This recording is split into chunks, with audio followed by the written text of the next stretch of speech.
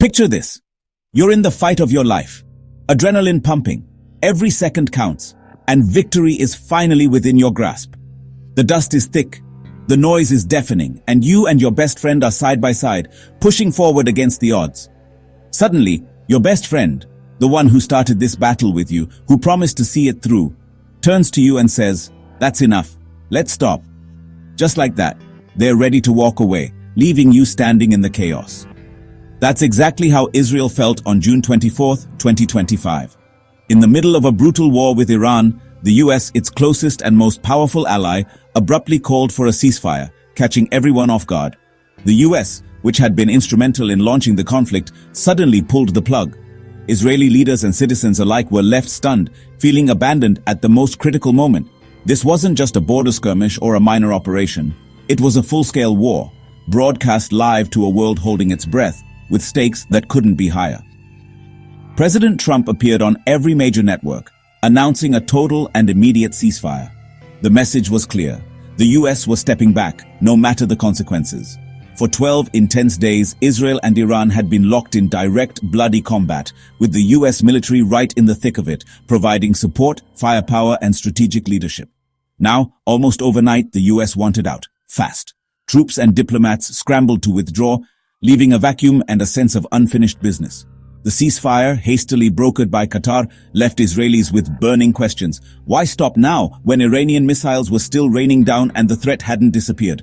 For Israel, this was more than just another conflict. It was an existential fight, a battle for survival, and many believed that victory was finally within reach. Being told to stand down by the very partner who had encouraged and supported the war effort felt like a deep betrayal, shaking the foundation of trust between the two nations.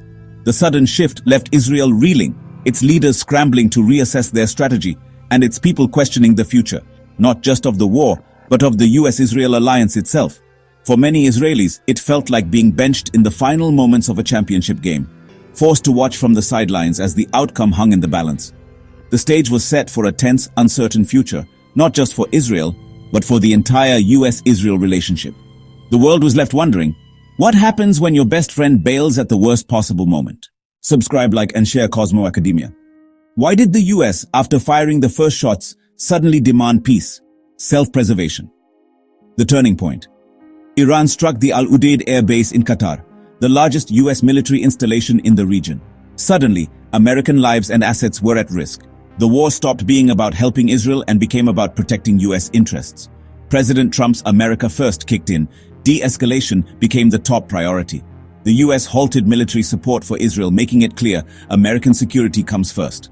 For Israel, this felt transactional, not like the unbreakable bond politicians promised. The US pushed hardest for the truce, not Iran. Israel was left to face the fallout alone, its trust in its ally shaken. Even as the ceasefire was announced, Iran fired a final barrage of missiles at Israeli cities. Beersheba was hit hard, homes destroyed, civilians killed and injured. These weren't military targets, they were ordinary people caught in the crossfire. For Israel, these last-minute casualties were a bitter reminder of the threat they'd hoped to eliminate. Iran's attacks, right up to the deadline, were a show of defiance, meant to project strength at home and claim a symbolic victory. Iranian state media spun the ceasefire as a win over a weakened Israel. For Israelis, the ceasefire felt like a pause, not a solution. The ruins in Beersheba became a symbol of unfinished business. The US brokered peace felt hollow, leaving the core threat unresolved. Israel was forced to accept a truce while still under fire. With US support withdrawn, Prime Minister Netanyahu had little choice but to accept the ceasefire.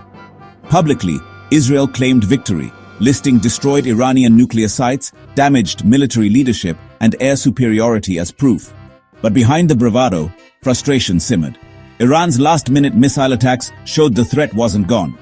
Many Israelis felt the job was left unfinished, a historic opportunity cut short by US pressure. Israel's reliance on American support was laid bare. Netanyahu spun the ceasefire as a win, but the sense of being strong-armed by a friend lingers. The alliance's power dynamic was exposed. When Washington says stop, Jerusalem must listen. The uneasy truce left Israel feeling both victorious and betrayed. Subscribe, like, and share Cosmo Academia.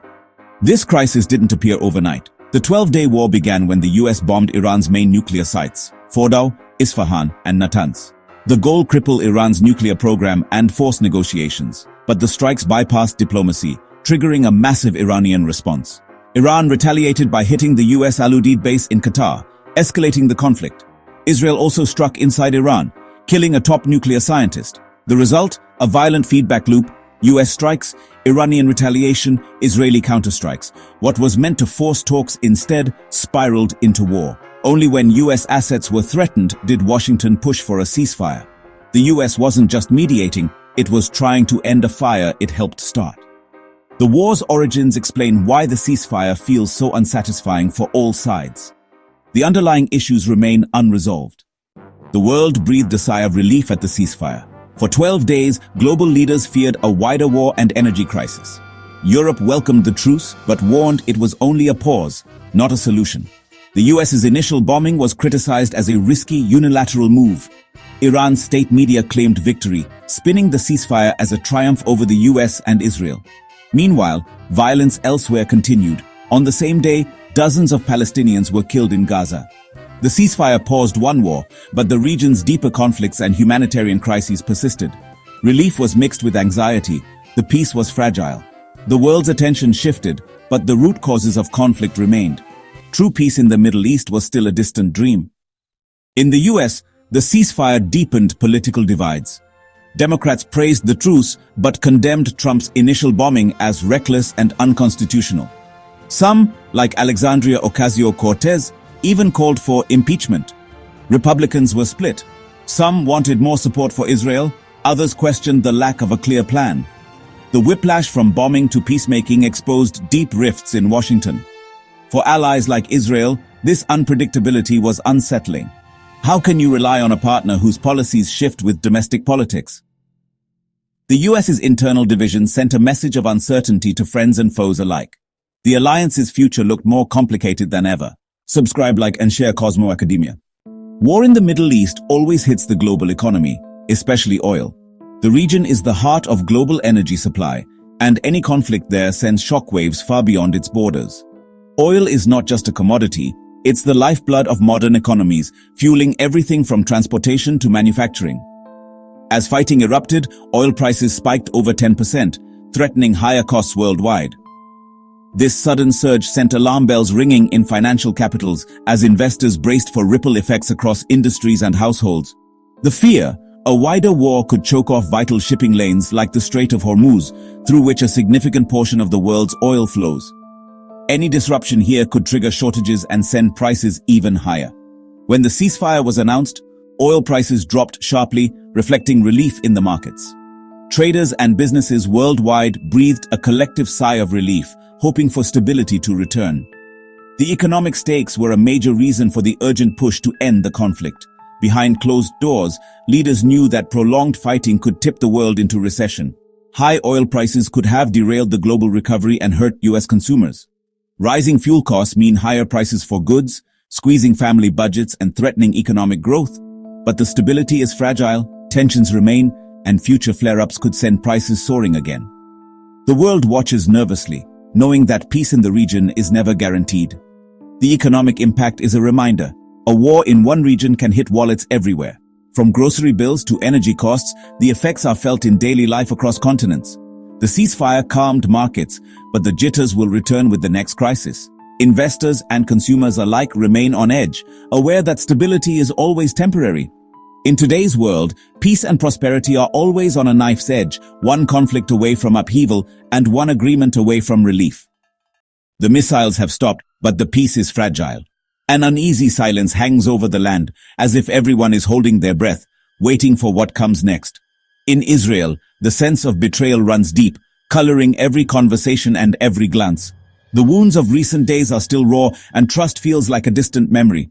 The United States, once seen as Israel's unwavering protector, prioritized its own safety and interests over Israel's long-term security goals, leaving many Israelis questioning the true strength of their alliance. This moment exposed the limits of their partnership, revealing cracks that had long been papered over by shared interests and public declarations of friendship. Iran's nuclear program is damaged but not destroyed. Its proxies remain active, scattered across the region, ready to regroup and strike again. Israel fears this pause is only temporary, a chance for Iran and its allies to recover, rearm and return stronger than before, while Israeli forces remain on high alert. The US chose stability over outright victory, seeking to avoid a wider war, but in doing so, left Israel feeling isolated and abandoned at a critical moment. The trust between the allies has been shaken, perhaps more deeply than at any time in recent memory. Rebuilding that trust will take more than words or promises. It will require actions and time, and perhaps a reckoning with hard truths. The ceasefire left no clear winners, only survivors, each side nursing its own losses and grievances. Iran survived and claimed a political victory, using the aftermath to rally its supporters and project strength at home and abroad. Israel achieved some of its military objectives, but the sense of betrayal lingers, casting a shadow over any sense of accomplishment. The US avoided a wider war, but at the cost of its credibility as a steadfast ally. Its decisions now questioned both at home and abroad. This is a peace born of fear, not resolution. The core issues remain unresolved, simmering beneath the surface, threatening to erupt again. The world watches, knowing the next crisis may be only a matter of time. A single spark could ignite the region once more. For Israel, the lesson is clear. It may need to prepare to act alone in the future, relying on its own strength and resolve. The prospect of isolation looms, and the burden of defense feels heavier than ever. For the US, the cost of intervention is now measured not just in foreign policy, but in domestic risk and public opinion. War abroad means consequences at home.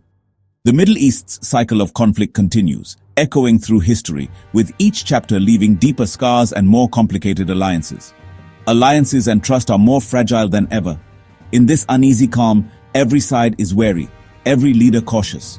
Everyone is left waiting for the next storm, knowing that peace for now is only a pause between battles. Subscribe, like, and share Cosmo Academia.